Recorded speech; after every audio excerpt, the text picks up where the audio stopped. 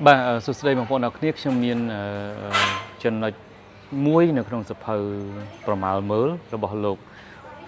rap chen để chúng đại lục rap chen để chúng cứ chia sạc trà nâng cứ chia bộ côn 10 รูป nó không chừng nào bộ côn 5 รูป đại bàn riệp chòm đầm náo nâng chút sạc ភាពជាអ្នកដំណំសកលនៅក្នុងសកលវិទ្យាល័យ Wharton ដែលលោកបានលើកឡើងថាដើម្បីកសាងចក្ខុវិស័យមួយដ៏ល្អនិងរឹងមាំយើងត្រូវការកត្តា3បាទទី1គឺការយល់ដឹងប្រកបដោយហេតុផលទី2បាទគឺតកតងនឹងកត្តាក្នុងការយល់ចិត្តមនុស្សហើយប្រកបណាស់ហើយទី3គឺពាក់ព័ន្ធទៅនឹងយើងកសាងគុណតម្លៃមួយដែលប្រកបទៅដោយភាពរឹងមាំដែលកម្រនឹងមានគូប្រកួតប្រជែងប្រៀបដូច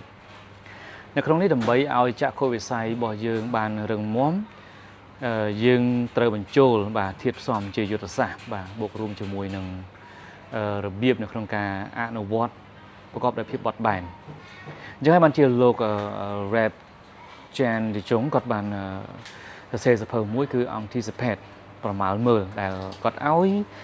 យើងបាទក្នុងនាមជាអ្នកគ្រប់គ្រងបាទយើងក្នុងនាមជាអ្នកដឹកនាំអាជីវកម្មទៅរៀបចំធ្វើយ៉ាងណាឲ្យ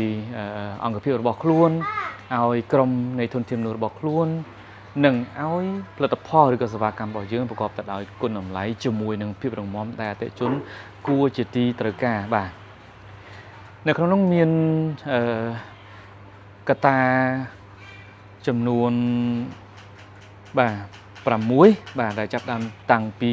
ស្វែងយល់រហូតទៅដល់ការធ្វើឲ្យចក្ខុវិស័យនោះคล้ายទៅជាភាពទាក់ទាញរបស់ក្រុមមនុស្សរបស់គាត់